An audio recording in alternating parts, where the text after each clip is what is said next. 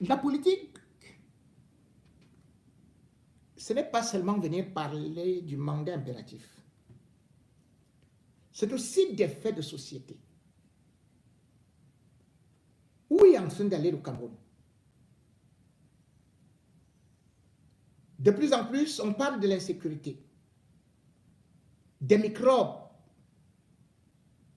qui régnaient en Côte d'Ivoire et qui, curieusement, ont migré à Douala et maintenant Yaoundé. J'en ai même vu certains avec le maillot du Barça. Enfin, ils sont la polémique. Tout est donc en train de se dégrader.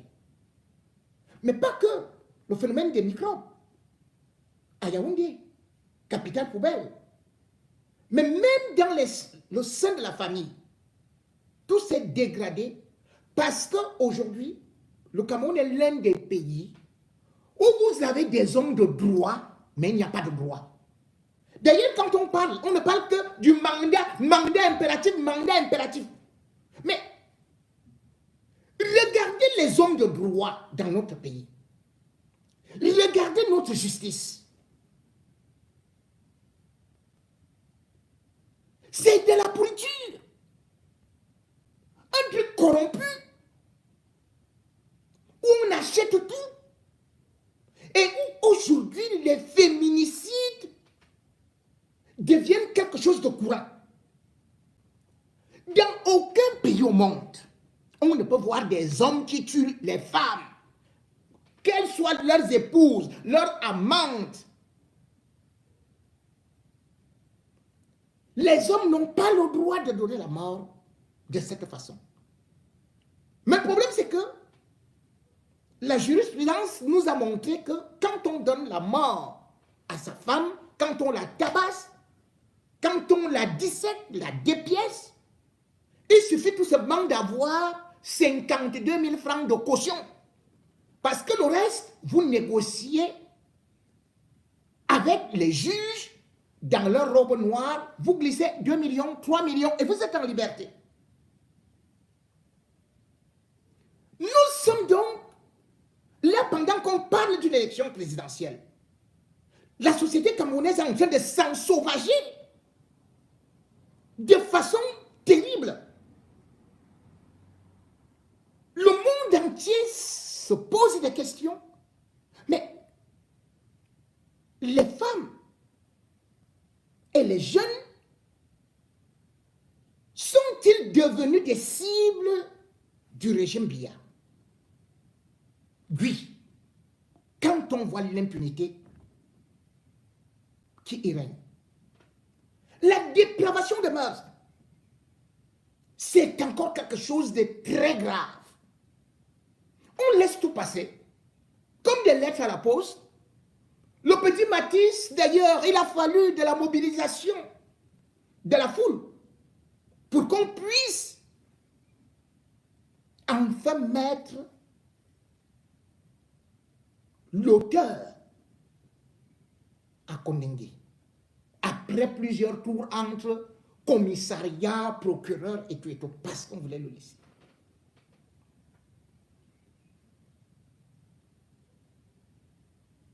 Aujourd'hui, il y a une actualité. Parce que c'est comme ça chaque jour que ça passe. Et puis personne n'intervient. Je reçois des témoignages, des femmes qui pleurent. Je ne vois même pas que cela soit des sujets dans des médias camerounais. Je n'ai jamais vu un pays au monde où on tue des femmes, des enfants. Et vous voyez que les plateaux télé, les radios, les hommes politiques n'y mettent pas, n'y prêtent pas attention et n'y organisent aucun débat. Je vais vous faire écouter ce témoignage qui m'est arrivé d'une autre femme qui a été battue et dont le criminel se balade en toute liberté.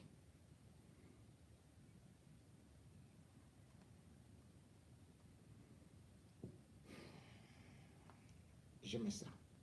Bonjour à vous, j'espère que vous allez bien. Actuellement, j'ai un sérieux problème. Un sérieux problème. Moi-même, je n'ai pas vécu la scène, donc s'il vous plaît, écoutez la vidéo jusqu'à la fin. Tu peux raconter l'histoire. Bonjour tout le monde. Moi, c'est la grande sœur de la victime. Parce qu'actuellement, elle est décédée. Le problème se déroule le 9 mai, où M. Ngaou Abdou, qui résidait à Emana, Billy, vivait avec ma petite sœur, Etundi Lolita, pour ceux qui l'ont connu. Ngaou Abdou appelle ma petite sœur dans son lieu de travail. Elle lui demande de retirer ses vêtements pour d'abord garder quelque part, en lui disant que il veut que la maison soit aménagée. Ma petite soeur vient, elle me raconte, je lui dis que ce n'est pas normal. Tu vis avec un homme qui te demande d'aménager la maison et de garder tes vêtements quelque part. Sûrement, il y a un truc qui ne va pas. Elle quitte du travail parce qu'elle avait les maux de tête. Quand elle quitte du travail, elle se rend à la maison. Elle constate qu'il y a un repas préparé chez elle, là où elle vit avec son petit ami. Elle m'appelle, elle me dit, voici la situation. Je lui dis, ok, sors de là et attends dehors. Appelle-le, tu lui poses la question. Il dit, c'est sa petite soeur qui a préparé. Je lui dis donc, comme c'est comme ça, reste dehors, ne pars plus là-bas. Elle est partie entrer chez sa voisine. Étant là-bas chez sa voisine, elle voit comment le bon monsieur monte avec une femme. Elle m'appelle, elle me raconte, je lui dis, garde ton sang-froid. J'arrive là-bas, comme il m'appelle ma personne, peut-être il pourra se calmer. Elle me dit, ok, comme tu arrives, je voudrais que... Ce n'est pas la première fois qu'il réagit ainsi. Je voudrais qu'il me remette mes vêtements et mes choses qui sont là-bas. Et mon argent qu'il me doit, c'est ce qu'elle faisait plus appui. Quand j'arrive, je l'appelle. Ado, il ne répond pas. La femme qui était avec lui à l'intérieur dit, réponds. Tu m'as dit que c'est ta petite qui vit ici, là, mais j'entends une autre voix. Hey! La femme ouvre la porte, il sort. Il ne voulait pas sortir. La femme a commencé à faire les bruits. Il sort. Il me dit, qu'est-ce que tu fais? J'ai dit, Abdou, il me répond. Je rappelle Abdou, il me répond. Il dit, Inès, je te comprends. Je lui demande que, tu sais que je n'aime pas le mépris, non? Il dit oui. Tu sais que je n'aime pas le manque de respect, non? Il dit oui. Je lui dis donc, ok, comme tu as répondu, Lolita demande ses vêtements et son argent que tu lui dois. Il me répond, ok, pour l'argent, je n'ai pas. Si ce sont les vêtements qu'elle a, elle prend ses vêtements. Si j'avais su que c'était la dernière fois que je vais voir ma petite soeur, je ne l'aurais pas laissée ancrée. Ma petite soeur est ancrée. Elle a porté son sac à main blanc. Elle m'a remis. Quand elle me remet le sac à main, elle entre en parlant. Le gars lui donne le coup de poing au visage. Quand le gars lui donne le coup de poing au visage, je prends mon téléphone, je me mets à filmer. Quand je me mets à filmer, il me pousse par dehors, je me tiens dehors. Il faut fermer la porte. Ma petite est déjà couchée au sol, évanouie. Il faut fermer la porte, je mets ma main. C'est par là où il m'écrase le doigt. Avec la porte. Il m'écrase le doigt avec la porte. Je me mets à crier. Les voisins arrivent, 2 voisins. Le voisin pousse la porte, je retire ma main. Je tiens à préciser que sa sœur était drépanocytaire. Pour ceux qui savent, vous connaissez ce qu'il en est. Donc, ce n'est pas quelqu'un sur qui je vais poser main. Continue. Quand je retire ma main, les voisins réussissent à ouvrir la porte. Il avait déjà frappé sur ma petite soeur malgré qu'elle était au sol. Malgré qu'elle était tombée évanouie, il avait déjà frappé sur elle. Bien même, le téléphone avait enregistré tout ce qu'il faisait parce que quand il a fermé ma main, il y avait quand même eu la fenêtre qui était ouverte. Je montrais, malgré que je criais, je montrais le téléphone pour que ça réussisse à filmer. Quand il a constaté que le téléphone a enregistré, il a arraché le téléphone, frappé au sol. Le téléphone ne s'est pas cassé, il a arrêté avec 2 mains cassées. Quand ma petite sœur est revenue en elle, je lui ai dit de sortir. Ma petite sœur est sortie. Elle a fait les épaules, elle est sortie. Elle saignait déjà abondamment. Nous sommes allés à l'hôpital. On a fait les premiers soins. Quand on rappelle le monsieur au téléphone le lendemain que voilà la situation, ça ne va pas ici là. Il répond qu'il s'en fout. Il s'occupe des gens qui lui sont importants. Que ma petite soeur ne l'est pas important. J'ai dit à ma petite soeur qu'elle enregistre. La fille qui était dedans, dans la même soirée du jour, il a tapé ma petite soeur. La fille là est arrivée. Dis à ma petite soeur, racontez à ma petite soeur que malgré que le téléphone de ta soeur s'est cassé, voilà comment ça s'est passé. C'est lui qui te dose le coup de poing. Lorsque tu tombes, il se met à te botter au ventre. On arrive à l'hôpital. 2 jours, 3 jours, ma petite soeur fait les soins. Nous, on soignait juste la blessure qui était au-dessus. Alors qu'elle avait, je rappelle qu'elle avait eu un retard de 1 mois. Et dans ce retard, c'était l'enfant du type. De son petit ami là, son Abdullah. C'est comme ça là qu'avec le retard là, l'enfant décède. Et l'infection, les hématomes, des coups de poing, sans connaître qu'elle a eu des coups. Quand il fallait faire l'échographie, c'était trop tard. On fait l'échographie, on constate, c'était avant-hier qu'on a fait l'échographie. On constate qu'elle a eu des hémorragies qui se sont infectées. Et ça fait des infections dans le ventre. Le moment d'opérer, c'était hier qu'on devait opérer. Hier à 10 h. Le bon monsieur a pris la fuite. Même venir guetter comme ça, là, qu'il peut voir, il dit que ce n'est pas lui qui. Et donc voir comment elle est morte. Il a fui. Je demande à tous ceux qui peuvent nous aider, de nous aider à le retrouver. Regardez bien son visage. Et que justice soit faite. Ce n'est que la justice là qu'on demande. Ma petite soeur ne demandait rien. Elle demandait juste qu'on l'aime. Elle demandait juste à vivre. Depuis 26 ans, ma petite soeur vit avec sa maladie. Elle n'est pas morte de sa maladie. Elle ne devait même plus mourir. Elle avait dépassé 25 ans. C'est tout ce qu'on peut demander. Ma famille et moi. Il a dit que nous, on avait rien le jour qu'il frappait sur ma petite soeur. Qu'on ne pouvait rien faire pour lui. Qu'on ne pouvait rien faire contre lui. Et qu'il avait les colonels. Il avait les hommes en tenue qui devaient venir nous arrêter. J'ai attendu l'arrestation, on a fatigué. La seule question que je lui ai demandé le jour qu'il a frappé sur ma soeur, je lui ai demandé que tu as les colonels, tu as les commandants. Quel homme en tenue peut t'autoriser à frapper sur une personne malade? Il m'a dit, s'en fout. Même si elle est malade, c'est son problème là-bas. Je fais ce que je veux. Je lui ai répondu, c'est bien. Merci. S'il vous plaît, partagez la vidéo. Nous ne venons pas d'une famille, on n'a pas l'argent, on ne peut pas dire là qu'on va payer les blogueurs. Si les blogueurs peuvent nous aider dans la même lancée, tant mieux. Mais s'il vous plaît, partagez la vidéo. Que celui qui reconnaît ce visage du gars, si, voilà ces photos que je mets là. Que celui qui reconnaît son visage l'attrape. Il dit l'attrape. Vous avez mon numéro sur toutes mes pages. Vous écrivez, je suis connecté H24.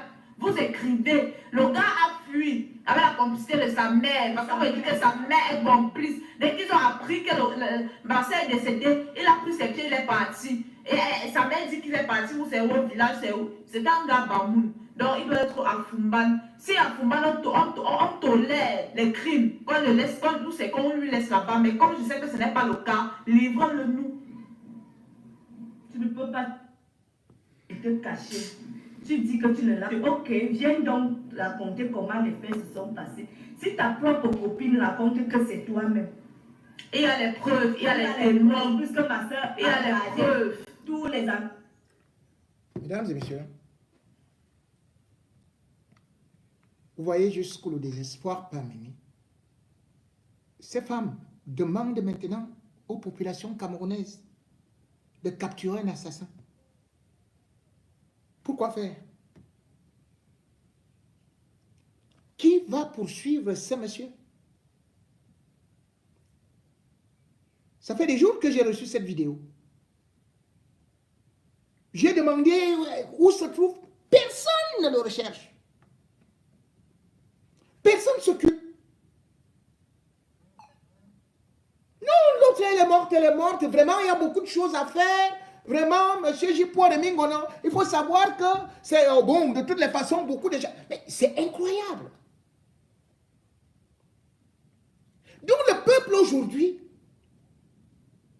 se réduit à un seul espoir, attendre la justice populaire. Parce que notre justice, notre système judiciaire ne fonctionne plus. Les magistrats sont carrément corrompus. La police, la gendarmerie ne savent traquer que des opposants. Vous vous rendez compte? Lorsqu'on entend que vous avez voulu marcher, on commence à traquer votre téléphone. On le trace. On envoie 1000 unités derrière vous. On cherche jusqu'à dépêcher les gens de Yaoundé qui peuvent aller vous chercher à Bamenga. On prend une unité spéciale qui va vous prendre à Yokadouma. Parce que vous êtes un opposant. Mais tous les jours, on voit des femmes assassinées. Des enfants assassinés. Et des individus qui sont en liberté et qui narguent tout le monde.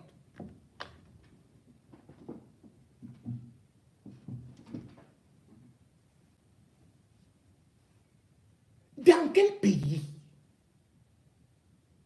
vous avez vu les magistrats fonctionner comme au Cameroun? Et vous dites que ce pays-là est normal, qu'il faut continuer à voter Paul Biya? Quand vous ne pouvez même pas avoir la justice, ou bien quand plutôt les hommes en tenue se transforment eux-mêmes en bourreaux.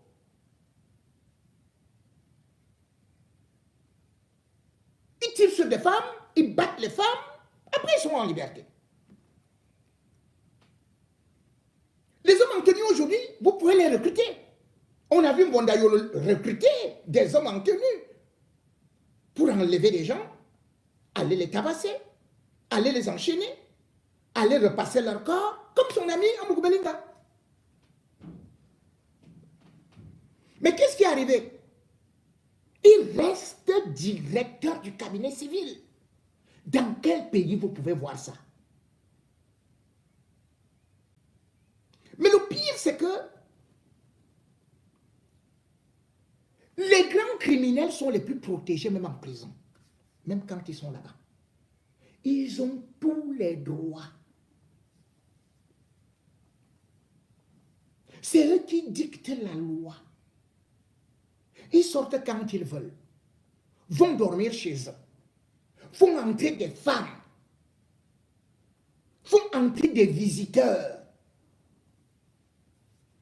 Dans des pays normaux,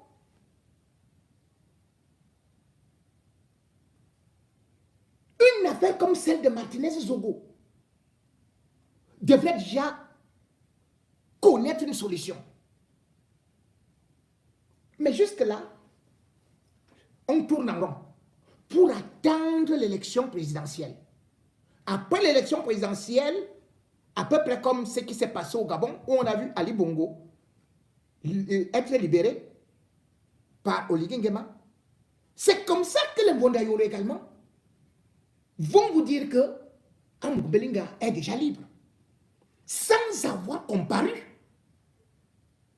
Laurent Esso est venu là. Il le protège, même comme il est lui-même malade.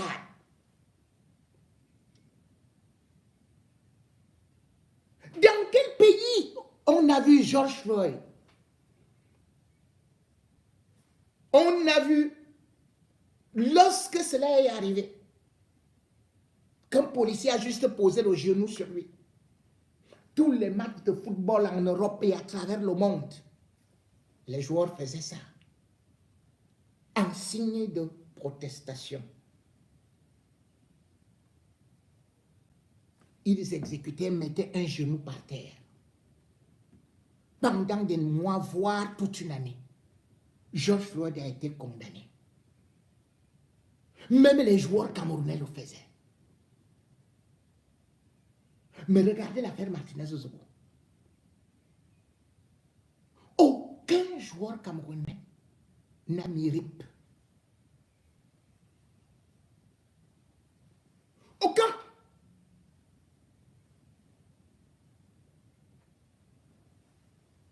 Ce qui est très grave,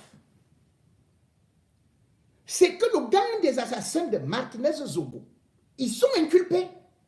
Ils sont dans la prison principale de Kondengui.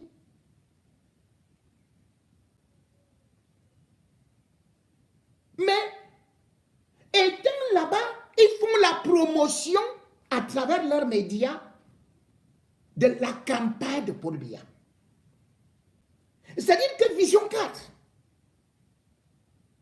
aujourd'hui, est utilisée par le régime Biya, dont Vondayolo.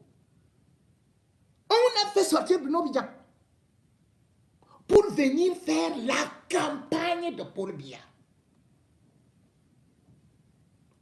Amoug Belinga est en prison, reçoit les émissaires de Mbondayolo.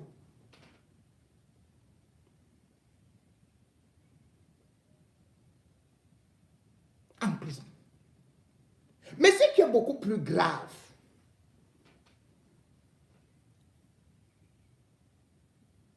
c'est que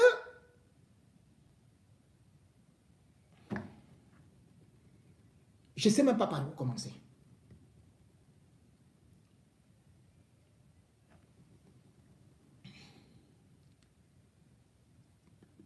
Nos footballeurs ne regardent pas nos malheurs.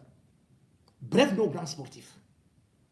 C'est nous de la diaspora qui disons ils sont beaux, ils sont intelligents, ouais, vive Eto'o, le plus beau, le plus fort, le plus grand milliardaire, vive Onana, le plus ceci et le plus cela et tout et tout et tout. Ah oui, ce sont nos icônes, nous ceci et cela et tout ça.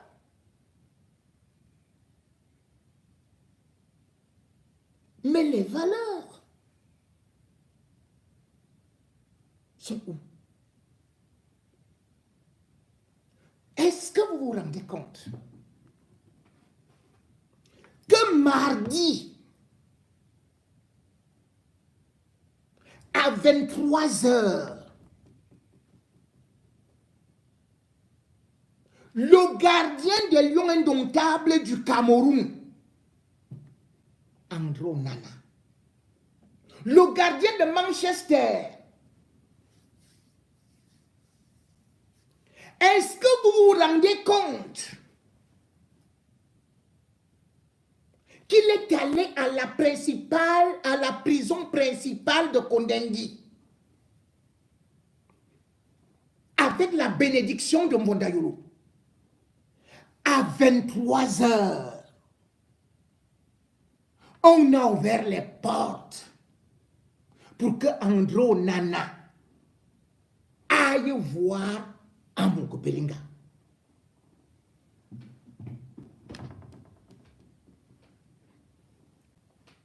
Andro Nana y est resté jusqu'à 1 h du matin. Pendant ce temps, la prison était en ébullition. Qu'est-ce que Andro Nana fait? On a cru d'abord que c'était un mandat de dépôt. Mais non, c'est une visite, c'est une mission d'un footballeur en exercice qui arrive dans une prison sécurisée qui est déjà fermée. Personne ne peut avoir accès à la prison à 17 h. Et il y a des heures de visite qui sont d'ailleurs réglementées. Et ces heures de visite, il faut avoir l'autorisation du procureur de la République. C'est donc à partir de là qu'on vous fait entrer. Mais imaginez, la prison principale de Yaoundé, il y a Boko Haram dedans. Il y a les Ambazoniens dedans. Il y a Maxime Ekweko de la DGE dedans. Et il est dans la même chambre que Amour Belinga.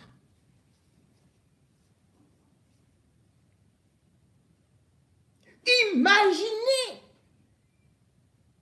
qu'à cette heure-là, les armes entrent.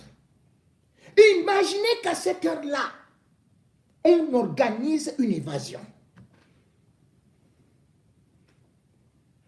Je ne suis pas contre les amitiés des gens.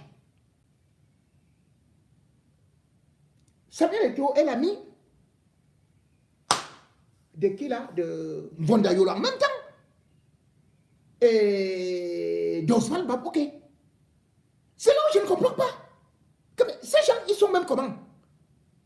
Andrew Nana est l'ami de Ngongo. Et bam, il a envoyé en mission par Mvondayolo. Oui, c'est vrai que quand on voit leur façon de fonctionner, je vais dire oui. Moi, je n'avais jamais dénoncé ça. Vous voyez, ça c'est Andrew Nana quand il partait voir les hommes là, des hommes là, qui lui a remis un chasse-mouche qu'on disait mystique ou quoi là. Sauf que depuis que ce chasse-mouche, il a ça, il n'a pas eu de bonnes prestations. Là, c'est quand il est venu lui présenter la médaille de la CAN. Voilà, 3e place. Dernièrement, bon, je crois que ici, on l'a vu avec Mélisse, voilà, et tout ça, la femme d'Amour Belinga. Ça ne me regarde pas. Ils peuvent avoir leurs amis. Mais ici, Amougou est impliqué dans l'assassinat d'un journaliste. Il n'est pas sorti de prison. Les autres n'ont pas droit aux visites. Mais Amougou, lui, reçoit des femmes en prison. Reçoit tout son personnel en prison. A transformé le parloir en salon privé. Et puis maintenant, c'est une star, comme Andrew Nana, qui va couigna en prison. Je ne sais pas ce qu'ils se sont dit, puisque c'était à huis clos, entre lui, Amour Belinga, aussi écho. Mais moi, je ne fais qu'écho. Parce que tous ceux qui sont en prison se révoltent. Et même le personnel pénitentiaire.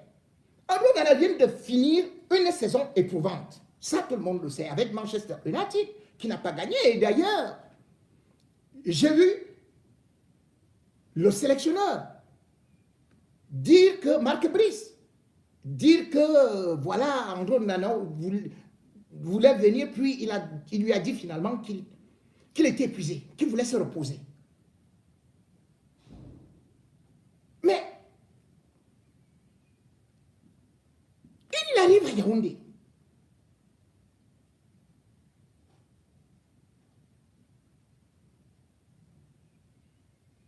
La meilleure façon, quelle image?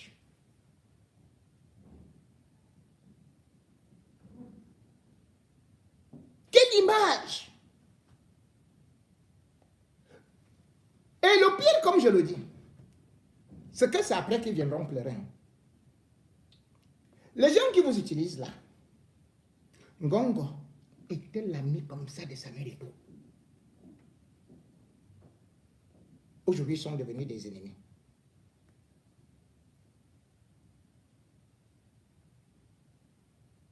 Martinez était d'abord l'ami d'Amour Belinga, avant de devenir l'ami de Ngongo.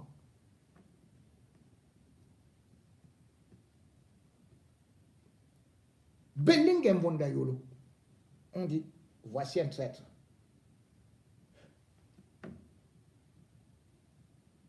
Voilà donc Ngongo et Mvondayolo. Toi, Onana, tu es encore petit. Tu vas te mettre au milieu de ces éléphants-là, de ces lions-là, au lieu de t'occuper de ta carrière. Je n'ai fait que te parler comme un père, hein, comme un grand frère. Moi, je n'ai rien contre toi. Je n'ai fait que t'avertir. Parce qu'à l'époque, quand je parlais de Samuel et tout, je lui disais, hé, hé, hé, les gens là qui t'envoient au choc là, ils vont t'abandonner après. Pour l'instant, il réussit à passer entre les mailles. Mais pour combien de temps?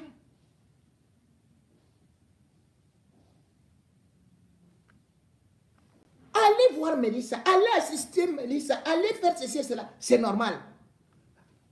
Avoir une autorisation, comme cela se doit auprès du procureur. Si vous voulez voir votre ami, vous assumez.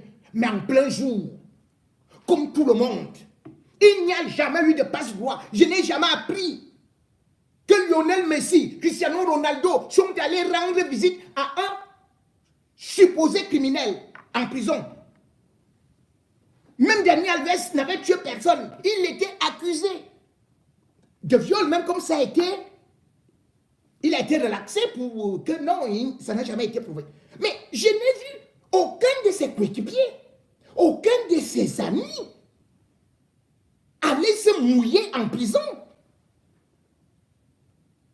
Là, nous sommes sur une affaire de mort d'homme, d'un assassinat crapuleux, d'un gars qu'on a voulu faire disparaître avec de l'acide, d'un homme qu'on a torturé. Toi-même, quand tu regardes l'image, là, tu dors. Tu dors.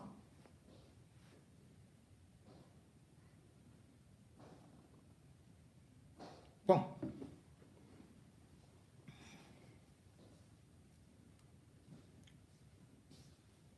Ceci étant,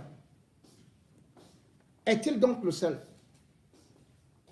dans un pays où on voit d'ailleurs que Mélissa elle-même, elle est reçue au palais d'Etoudi. Ah oui, par Chantal Biya. On voit Bruno Bidjan qui se pavane à Etoudi. Ah oui, c'est comme ça le régime Biya. Et d'ailleurs, on avait bien vu le plus grand voleur du Cameroun, l'un des plus grands voleurs qu'ils ont réussi à faire sortir, à Tanakuna. On l'a vu dès qu'il est sorti de prison, direct au palais d'Etoudi. Le palais d'Etoudi est devenu un sanctuaire de malfaiteurs, de tueurs à gages, de voleurs, de pilleurs.